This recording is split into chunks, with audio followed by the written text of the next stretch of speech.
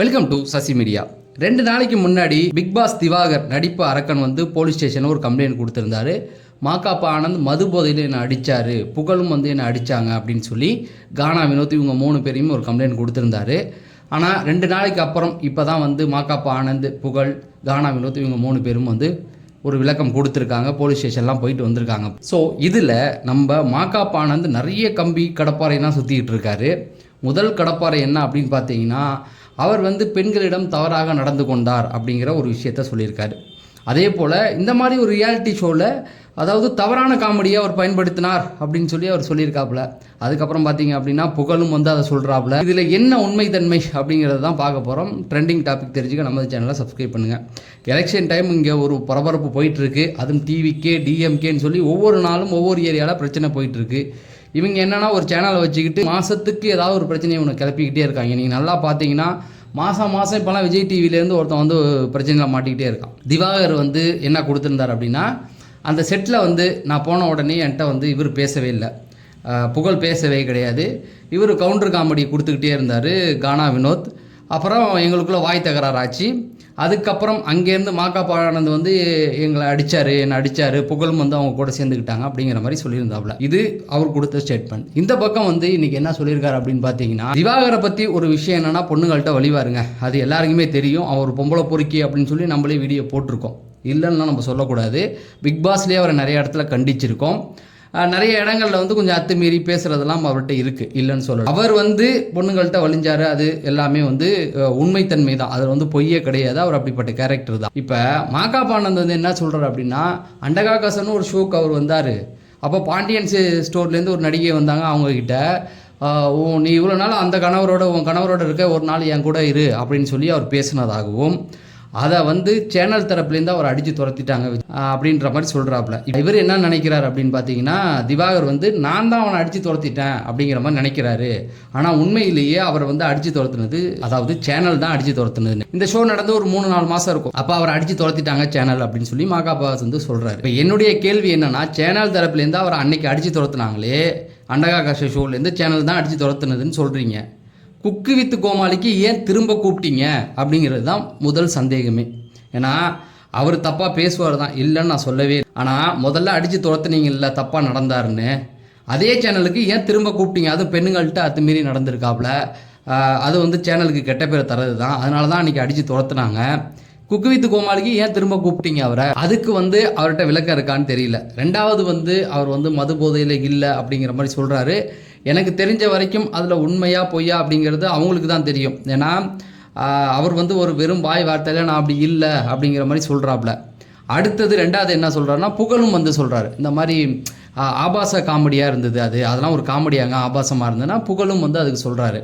ஏன்னா மாகாப்பா ஆனந்தே வந்து நிறைய ஷோக்களில் வந்து டபுள் மீனிங்கில் பேசியிருக்காப்புல, நிறைய காமெடி பண்ணியிருக்காப்புல. விஜய் டிவி ஷோ பார்க்குறவங்க எல்லாருக்குமே தெரியும். அந்த பக்கம் புகழ் வந்து குக்கு வித் கோமாளியில் அவருக்கு வந்து எப்போதுமே 2-3 ஜோடி இருக்கணும். அவரும் அந்த மாதிரி. அதே போல் அவர் வந்து அந்த புடவெல்லாம் கட்டிட்டு லேடி கட்ட போடும்போது நிறைய இரட்டை அர்த்தங்களில் தான் புகழும் வந்து பேசியிருக்காப்புல. என்ன அப்படின்னு பார்த்தீங்கன்னா, இந்த இடத்துல அவங்க வந்து இவன் அயோக்கியன், திவாகர் அயோக்கியன் அப்படின்னு சொல்கிறாங்க. அது உண்மைதான், அது பொய்ன்னு சொல்லணும், நான் மறுக்கல, திவாகருக்கு முட்டு கொடுக்கல. அதே சமயத்தில் இவனுங்க நல்லவங்க மாதிரி பேசிகிட்டு இருக்காங்க. நீங்களும் அந்த மாதிரி நிறைய காமெடி பண்ணியிருக்கீங்க. ரொம்ப டபுள் மீனிங் காமெடிங்க வந்து அங்கே பார்க்க முடியுது. இவங்க பண்ணுற ஷோலெல்லாம் நிறைய இருக்குது. இந்த விஷயத்தை பொறுத்த வரைக்கும் நான் 2 பேருமே ஆதரிக்கலை, எதுக்கவும் இல்லை. நீங்கள் பார்த்தீங்கன்னா நான் திவாகரன் நல்லவன்னு சொல்லவே இல்லை, அவரும் அயோக்கியந்தான், இந்த மாதிரி நிறைய விஷயங்கள் பண்ணுவார். அதுக்காக இவங்க சொல்கிறது உண்மைன்னு ஏற்றுக்க முடியாது. இதே விஷயத்தை நீங்கள் நல்லா யோசிச்சு பார்த்தீங்கன்னா தெரியும். நீங்கள் இவ்வளோ சொல்கிறதுக்கு பதிலாக அந்த செட்டில் நடந்த அந்த வீடியோவை நீங்கள் ரிலீஸ் பண்ணலாமே. திவாகர் வந்து அத்துமீறி நடந்தார்னு சொல்கிறீங்கல்ல, அதை ரிலீஸ் பண்ணியிருக்கலாம். இங்கே குக்கு வித் கோமாளியில் என்ன நடந்தது அப்படிங்கிறதையாவது நீங்கள் காமிச்சிருக்கலாம். அதாவது யார் மேலே தப்பு ஆரம்பிச்சது, எங்கேருந்து ஆரம்பிச்சது, அதை காமிச்சிருக்கலாம்.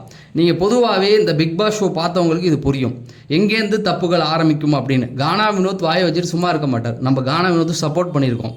ஆனால் திவாகர் வந்தால் அவரை கலாய்க்கிறதுக்காகவே நிறைய கவுண்டர் காமெடிகளை போடுவார். தொடக்கத்திலேயே ஆரம்பிச்சிருவார். திவாகர் வந்துட்டார்னா அவர் வாய் சும்மா இருக்காது, கவுண்டர் காமெடி நிறைய கொடுப்பார். அதெல்லாம் வந்து இல்லைன்னு நம்ம மறுக்க முடியாது, பண்ணக்கூடியவர் தான். திவாகரை வந்து இவர் கலாய்க்கும் போது அந்த பக்கம் வந்து திவாகரும் வந்து வார்த்தையை விடுவார்.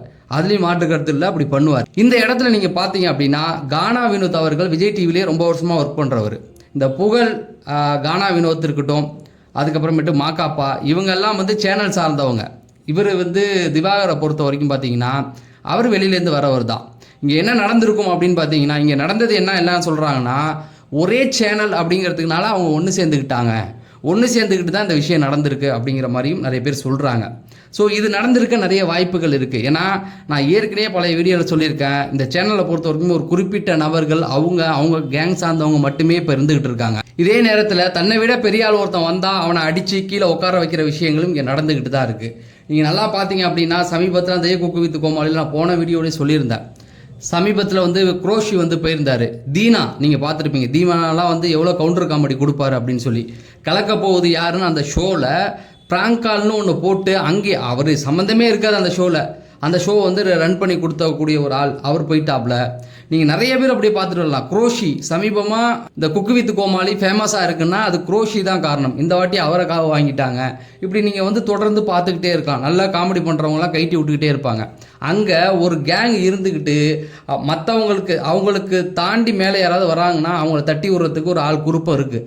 அந்த மாதிரியான விஷயமா தான் இது சொல்லப்படுது. நீங்கள் கரெக்டாக பார்த்தீங்கன்னா மணிமேகலை கோமாளியாக இருந்து ஒரு ஆங்கராக வர நேரத்தில் தான் அவங்கள தட்டி விட்டுருப்பாங்க. அதாவது அவங்கள வந்து ஹோஸ்ட் பண்ண விடாமல் ஒவ்வொரு ஷோவிலையுமே வந்து பிரியங்கா வந்து அவங்கள தொடர்ந்து வந்து ஒம்பாளத்து அவங்கள வந்து டீம்கிட்ட சொல்லி நிறைய பிரச்சனைகள் வந்து மணிமேகலை ஒரே ஒரு வார்த்தை தான் சொல்லியிருப்பாங்க. அதாவது நீங்கள் பேசக்கூடாது, அதாவது ஒரு குக்கு போகும்போது நீங்களாம் வந்து பேசக்கூடாது, நாங்கள் சொன்னதுக்கப்புறம் தான் பேசணும்னு சொன்ன ஒரு வார்த்தைக்கு தான் அவ்வளோ பிரச்சனைகள் நடந்து மணிமேகலை வெளில அனுப்புனாங்க. இப்போ ரக்ஷனும் வந்து அந்த ஷோவில் இல்லை, அவரும் வெளில வந்துட்டாப்புல, அடுத்த வேறு ஷோ பண்ணிக்கிட்டு இருக்காப்புல. இப்படி தொடர்ந்து வந்து திறமையாக இருக்கிறவங்கள வந்து அடித்து அனுப்பிட்டு ஒரு செட் ஆஃப் குரூப் மட்டுமே அங்கே இருக்கிறத நம்மளால் பார்க்க முடியும். இப்போ நீங்கள் கேட்கலாம், சுற்றி வளைச்சு நீ திவாகருக்கு சப்போர்ட் பண்ணுறியானா? இல்லை, திவாகர் அப்படி பண்ணக்கூடிய ஒரு ஆள் தான்.